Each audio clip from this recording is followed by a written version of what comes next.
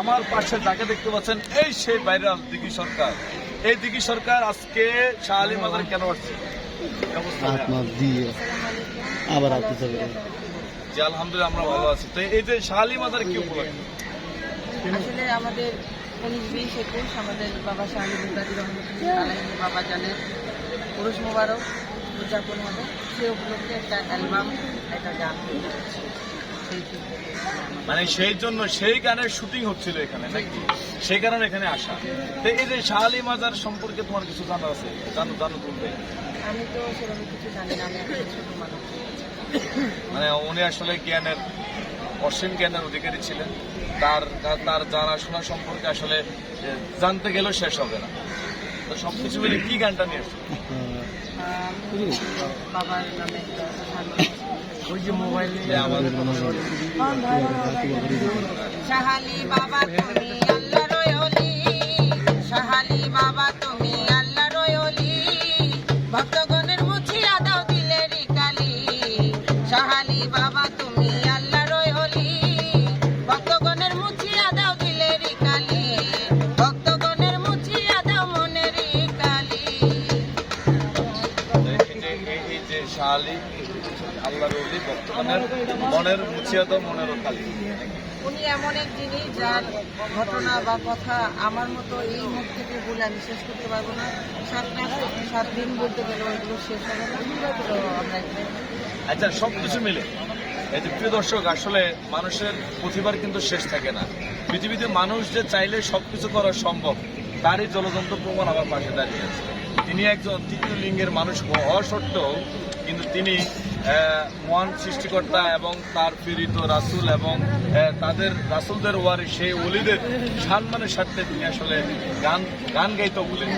এই যে ভাইয়া, তুমি যে ধরো ওই একটা গোত্রে, সেখান থেকে সে যে এটা করছে না, আমার মনে হয় আমাদের এই রাস্তাটা থেকে যেন ভিন্ন কিছু করার চেষ্টা। আর আমার যেহেতু আল্লাহ একটা প্রতিবাদ দিয়েছে, তো আমি এখানেই থাকি। আমি নবীর আল্লাহ রাসূলের গুণগান ওলিয়া সম্মান করি। আমি থাকতে চাই, আপনাদের মাঝে চাই সঙ্গীত নিয়ে বাঁচতে। এই যে যারা আছে অবহেলিত, নির্যাতিত, নিপীড়িত, তোমাদের কমিউনিটি যারা আছে, তাদের উদ্দেশ্যে আমি বলবো সরকারে আমাদের দিকে সুদৃষ্টি দেওয়া উচিত, আমাদেরকে ভালো কিছু করে দেওয়া উচিত। কারণ আমরা যেন একটা ভালো পর্যায়ে যেতে পারি, আমরা যেন ভিক্ষাবৃত্তি এগুলা থেকে আমরা যেন বিরত থাকতে পারি। তো আমি সবাইকে বলবো, আমাদের যত গোত্রের মানুষ আছে, আমি ওই জায়গাটাকে রেসপেক্ট করি, কারণ আমিও ওই জায়গা থেকেই উঠে আসছি। তো আমি বলবো যে সবার দিকে সরকারের দৃষ্টি দেওয়া উচিত, এটা আমাদের জনগণকেও দেওয়া উচিত, যেন আমরা ভালো থাকতে পারি আর মানুষগুলো ভালো থাকে।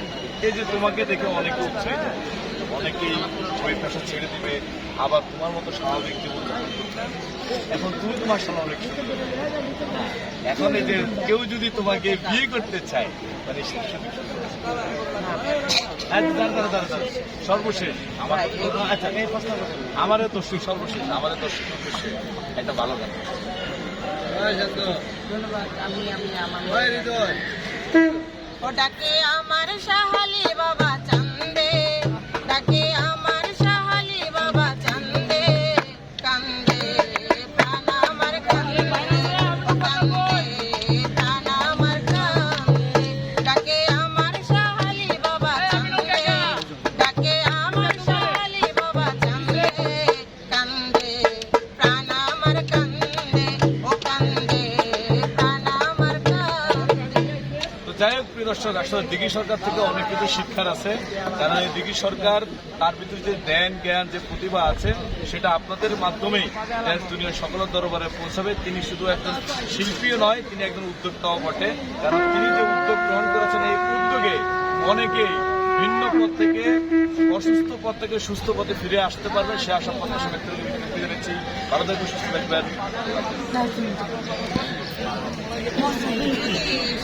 গান